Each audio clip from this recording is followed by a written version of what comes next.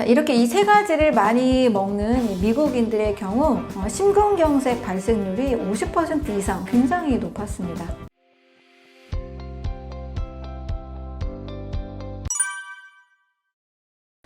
병원에 가게 되면 근본 원인을 해결해주면 좋겠는데 당장의 증상만 완화시키는 경우가 훨씬 많죠. 예를 들면 기침이 나면 기침을 그냥 멎는 약을 줍니다. 열이 나면 열을 내리는 약을 줍니다. 근데 인체는 그냥 아무 일이 일어나는 것이 아니에요. 기침이 난다는 것은 몸에 이물질이 들어와서 콜록콜록 기침을 하면서 이물질이 되는 바이러스나 여러 항원들을 내보내려고 하는 겁니다. 이것을 억지로 먹게 하면 몸속에 저장이 되는 거예요. 원인이 되는 바이러스나 이물질들이 빠져나가지 못하기 때문에 병은 해결이 되는 것이 아니라 더 커질 수가 있습니다. 또 설사를 한다는 것도 몸에서 뭔가 심각한 이물질이 있기 때문에 내보내려고 하는 우리 인체의 자연스러운 반응입니다. 지사제로 무조건 막아서 되는 것이 아니에요. 열이 난다는 것도 몸에서 염증 반응이 일어나면 발열이라는 과정이 반드시 나옵니다. 열이 난다고 무조건 열을 내리는 것이 아니라 이것이 발산되도록 해서 치료하는 것이 꼭 필요하고 열이 나는 그 원인을 제거하는 것이 더 중요하겠죠. 증상 완화에만 목적을 둔다라면 우리 아이는 감기나 여러 중이염이나 여러 면역 질환들이 계속 생길 수밖에 없습니다. 그래서 인체가 어떤 증상을 보일 때는 그 원인을 먼저 제거하는 것이 좋겠죠. 그 원인을 제거할 때는 반드시 우리 몸의 가장 건강 상태를 최적화시키는 예방법으로 좋은 영양 섭취가 필요하다고 할 수 있습니다. 늘 가공식품을 많이 먹고 늘 치킨, 피자, 우유를 많이 먹는다라면 아이에게 꼭 필요한 영양이 불균형적으로 섭취될 수밖에 없습니다. 그래서 좋은 영양 섭취를 통해서 최선의 예방을 하고 병원을 의지할 때는 정말 응급적인 그런 처치 상황이 필요할 때가 있어요. 이럴 때는 또 병원의 도움도 필요하겠죠. 그래서 응급 상황 외에는 평상시 의사나 약을 너무 가까이 하기보다는 아이에게 올바른 영양 섭취, 건강한 면역력을 만들 수 있는 그 토대를 식생활을 통해서, 식습관을 통해서 잡아가는 것이 매우 중요하다고 할 수 있습니다. 미량 영양소라는 것은 반대로 거대 영양소, 즉 탄수화물, 단백질, 지방을 태우는 비타민, 미네랄들을 의미합니다. 음식을 섭취하게 되면 요즘은 탄단지가 부족하기는 어려운 것 같아요. 굉장히 충분히 많이 먹고 있습니다. 그런데 이것을 잘 소화시키고 우리 인체의 면역력을 도와주는 비타민과 미네랄은 굉장히 결핍되기가 쉽죠.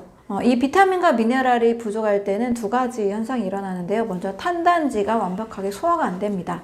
완벽하게 소화가 안 되는 내용물들은 다 우리 몸에 찌꺼기가 되고 변질이 돼서 독소로 작용을 합니다. 그럼 이 독소를 해결하기 위해서 인체 내에서는 여러 면역 세포들을 동원해서 염증 반응을 일으키고 해결하려고 하죠. 이렇게 면역 세포들을 도와주는 일도 역시 비타민 A나 비타민 C, 비타민 E, 또 셀레늄, 아연 같은 면역 비타민과 면역 미네랄이 꼭 필요합니다. 이 면역 비타민과 면역 미네랄이 없으면 한마디로 그냥 비타민, 미네랄이 결핍된 식사를 하게 되면 감염 질환에 굉장히 취약하게 되죠. 감기에 잘 걸리고 알레르기가 자주 생기고 또 툭하면 염증, 중이염이나 아이들이 생기는 그런 염증 반응들이 굉장히 자주 일어나게 됩니다. 이럴 때 또 항생제를 먹거나 염증을 또 누르는 면역 억제제, 스테로이드를 쓰게 되면 소염제 같은 걸 쓰게 되면 몸은 더 계속해서 약물의 독성 반응 때문에 더 약해질 수밖에 없습니다. 그래서 비타민과 미네랄이 부족할 때는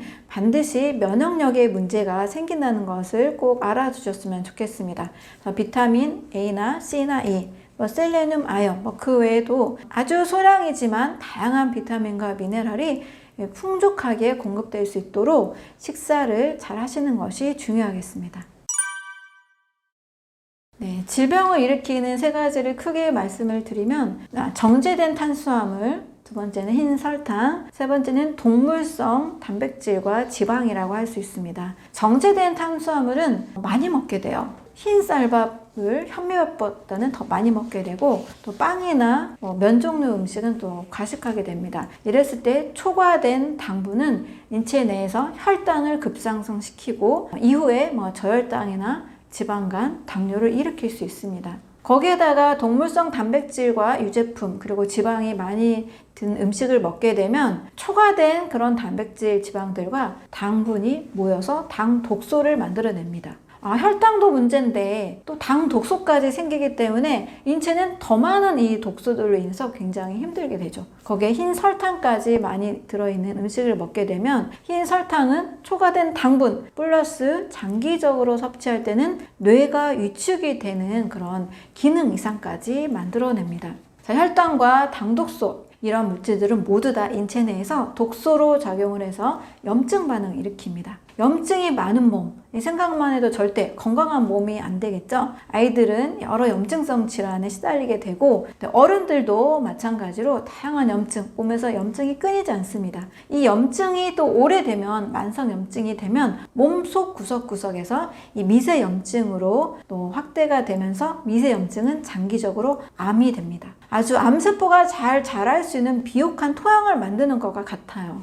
어린이들은 잠재적으로 10년, 20년 후에 여러 질병이 나타나게 되고 어른들도 역시 암세포가 잘 커갈 수 있는 몸을 만드는 거다라고 이해하시면 되겠습니다. 그래서 질병의 원인인 정제 탄수화물, 또 흰설탕, 동물성 단백질과 지방 최소화하시면서 신선한 자연의 그런 식물들을 많이 드시는 것이 꼭 필요하다고 볼 수 있겠습니다. 자, 이렇게 이 세 가지를 많이 먹는 미국인들의 경우 심근경색 발생률이 50% 이상 굉장히 높았습니다. 그런데 이 세 가지 음식을 많이 먹지 않은 그 시골에 있는 중국인들을 보니까 심혈관 질환이 2% 미만으로 굉장히 낮은 거예요. 그런데 이 중국인들이 미국으로 이사해서 이 음식을 먹었을 때 이들도 역시 이 심혈관 질환이 굉장히 올라가는 패턴을 보였습니다. 인종 문제가 아니라 식생활의 문제로 우리 몸은 질병에 잘 걸릴 수도 있고 또 질병으로부터 잘 이길 수도 있다는 것을 보여주고 있습니다.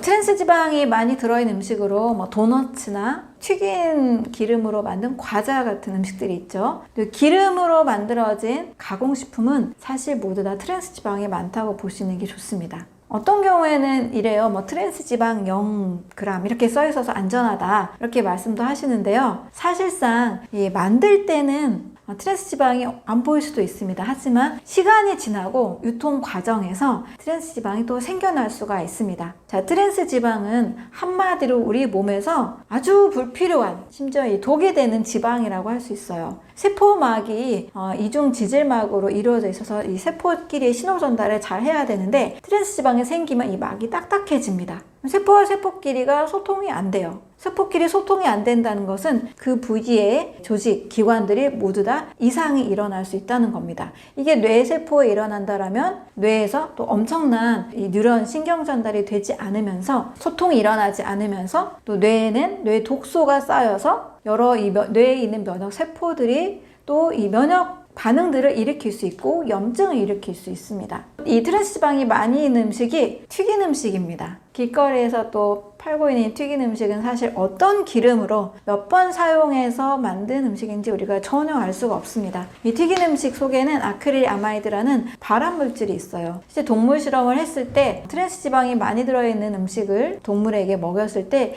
암이 발생되는 연구 결과도 있습니다. 우리 몸에 가장 최악의 음식, 트랜스 지방이 많이 들어있는 음식 절대적으로 줄여주셔야 되겠습니다.